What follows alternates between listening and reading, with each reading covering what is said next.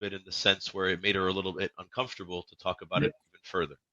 And I said, like, it's literally written right here. And she said to me, well, how do you know they're talking about Jesus? So I have the same question for you because I don't have the answer. Like, how do we know they're talking about Well, Jesus?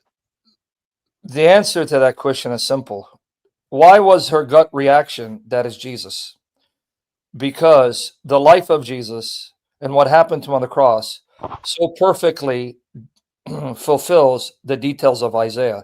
So my question to you, Mom, is why did you think it was Jesus if it's not about Jesus? I Because don't know she if she told thought you, Jesus, she thought just New Testament because she knows I'm well, reading who about is it the Bible. talking about if it's New Testament? So I understand it, and you know what, Sam? The crazy thing is I see myself trying to convince myself not to believe, No, whereas that's even better. Convince yourself not to believe, because once you destroy your own objections, you'll be all the stronger for it. But my response to her would have been, Mom, what made you think it's the New Testament? The New Testament's about Jesus. It's not about Moshe.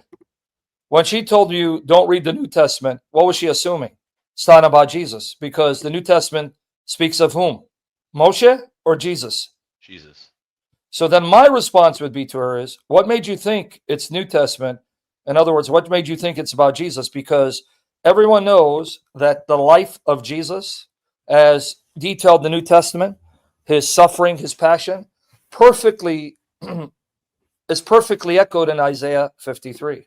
It is. So my question would be, who other than Jesus most fits the description of Isaiah 53?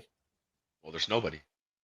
And if they tell you, well, it's the righteous remnant of Israel, but that still doesn't help your case, because I know how some of the rabbis respond. And if you go to One for Israel, I have articles myself in sessions, but they have it all there as well. So if you forget, go to One for Israel, put Isaiah 53.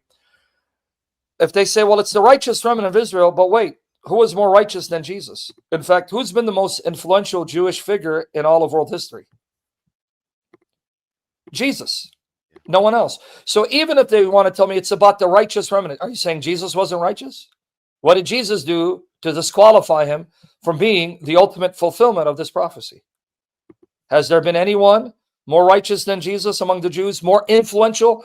Which Jewish figure can anyone name that transformed the world, turned the world upside down? In fact, what baffles me about the Jews is, don't you realize that you have over 2 billion people in the world that worship a Jew as God in the flesh, one of your own?